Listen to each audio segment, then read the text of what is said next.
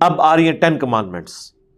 قرآن حکیم میں 10 کمانڈمنٹس جو ہیں وہ یعنی 10 بڑے بڑے احکامات جو بنی اسرائیل کو اللہ نے دیے اور اس امت میں بھی وہ ٹرانسفر ہوئے ہیں.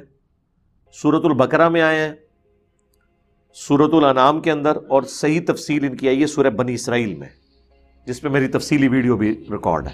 بہرحال یہ بھی ایک قرآنک ورژن آف 10 کمانڈمنٹس آ رہا ہے. قل, اے نبی ان سے فرماؤ, تعالو, آؤ, اتلو ما حرم ربکم, میں تمہیں پڑھ کے سناتا ہوں کہ کون سی چیز تمہارے رب نے حرام کی ہے, علیکم, تم پر, جو تم بڑے شوق سے کر رہے ہو. اللہ تشرکو بہ شیئا, کہ مت شریک ٹھہراؤ اس کے ساتھ کسی بھی ہستی کو. یعنی 10 کمانڈمنٹس میں سے پہلی کمانڈ ہے توحید.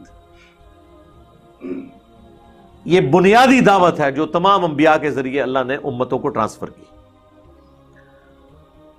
اور وہ میں جو اکثر کہتا ہوں, ایاک نعبد و ایاک نستعین, پھر اس پہ کافی دیر بولا جا سکتا ہے.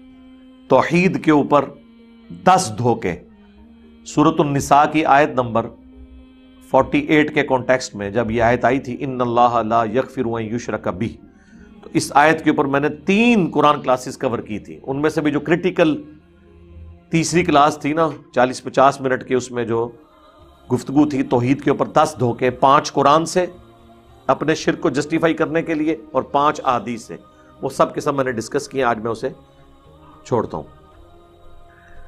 وَبِالْوَالِدَيْنِ احسانا, اور والدین کے ساتھ احسان کرو.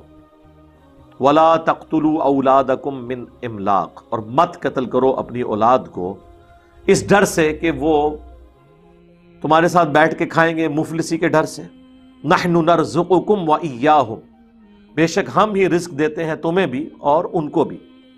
وَلَا تَقْرَبُوا الْفَوَاحِشَ مَا ظَهَرَ مِنْهَا وَمَا بَطَنَ, اور فحاشی کے قریب بالکل نہیں جانا, چاہے وہ ظاہر ہو یا چھپی ہوئی ہو. سر یہ کتنی کرٹیکل بات ہے کہ چھپی ہوئی بے حیائی بھی آپ نے نہیں کرنی, ظاہر بھی اور چھپی ہوئی بھی. یعنی نہ تو کسی کے سامنے اور نہ کسی سے الگ ہوگا.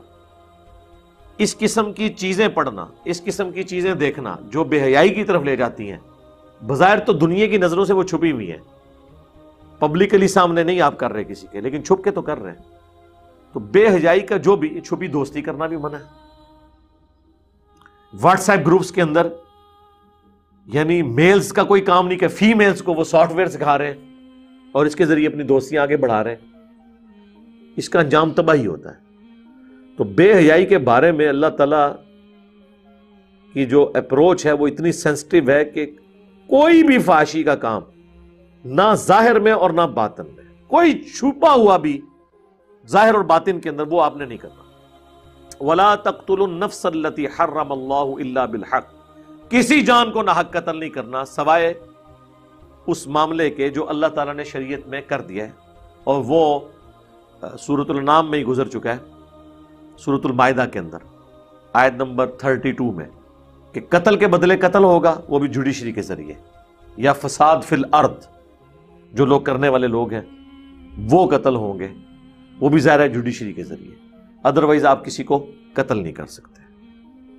ذالکم وصاکم, یہ ہے وہ جس کی تمہیں نصیحت کی جاتی ہے, بہی, اس کے ساتھ یعنی قرآن کے ساتھ, لعلکم تعقلون, تاکہ تم حقیقت کو سمجھ سکو. وَلَا تَقْرَبُوا مَالَ الْيَتِيمِ إِلَّا بِالَّتِي هِيَ أَحْسَنُ, اور مت یتیم کے مال کے قریب جانا مگر اس طریقے پر جو احسن ہو. وہ سورۃ النساء میں بھی تفصیل آئی ہے کہ یتیم کے مال کے پاس آپ احسن طریقے سے جائیں گے کہ جب تک وہ بچہ بڑا نہ ہو جائے, آپ کو یہ ڈر ہے کہ وہ فضول خرچی کرے گا, تو اس کے مال کی حفاظت کریں, جب بڑا ہو جائے تو اس کے ہینڈ اوور کر دیں. آج کل تو ظاہر ہے بینک بیلنس اور زمینیں آج کل تو اس طریقے سے ایسا ضرورت نہیں پڑتی حفاظت کرنے کی, کیونکہ ہر چیز ڈاکومنٹ میں ہے. باقی جب یہ اس طرح کے اس زمانے کے اندر مال جب لوگ گھروں میں جوڑتے تھے, بینک نہیں ہوتا تھا, تو اس وقت ظاہر ہے حفاظت بچوں پہ کرنے کا تو یہ کام نہیں ہے نا, تو بڑوں کو کہا گیا, اور اس میں یہاں تک کہا گیا کہ جب کھانا پکے تو اتنا تم اس میں سے کھا سکتے ہو جو بیسک نیڈ کے طور پہ, یہ نہیں ہے کہ اس میں سے پورا خاندان پالنا شروع کر دو. ہاں یتیم کے بال میں سے کھانا پکا ہے تو تم بھی کھا سکتے ہو کفالت کے عوض، اتنا اللہ نے اس کی اجازت دے دی. حتی یبلغ اشدہ، یہاں تک کہ وہ بڑی عمر کو پہنچ جائے. وَأَوْفُوا الْكَيْلَ وَالْمِيزَانَ، اور پورا ناپ کر دو انصاف کے ساتھ. یعنی جب کوئی چیز تولو کاروبار کرتے ہوئے تو پورے انصاف کا خیال رکھنا ہے. لا نکلف نفسا الا وسعها، اللہ تعالیٰ کسی جان کو تکلیف میں نہیں ڈالتا مگر اس کی طاقت کے برابر.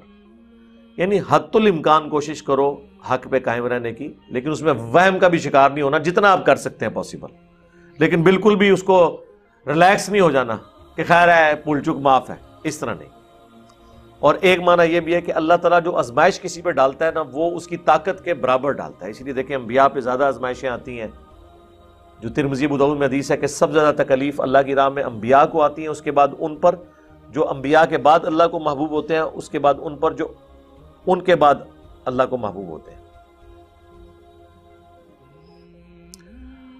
وَإِذْ قُلْتُمْ فَعَدِلُوا، اور جب تمہیں کوئی بات کبھی کرنی پڑے تو انصاف کے ساتھ کرو. وَلَوْ كَانَ ذا قربا، اگرچہ تمہارے مد مقابل تمہارے قریبی رشتہ دار ہی ہو. یعنی کہیں پہ گواہی دینی پڑ جائے، بات بولنی پڑ جائے، تو پھر تم نے رشتہ داری کا خیال نہیں رکھنا، حق کا ساتھ دینا. وَبِعَهْدِ اللَّهِ أَوْفُوا، اور اللہ سے کیے ہوئے وعدے پورے کرو. ایک تو سب سے بڑا وعدہ سورۃ الاعراف میں الست بربکم، کیا میں تمہارا رب نہیں ہوں؟ سب نے کہا تھا قالوا بلا. اور پوری دنیا میں جو آپ کے ایگریمنٹس چل رہے ہوتے ہیں، چاہے کاروبار کا ایگریمنٹ ہو، نکاح کی صورت میں میاں بیوی کا ایک ایگریمنٹ ہے، یہ سارے حقوق آپ نے پورے کرنے ہیں.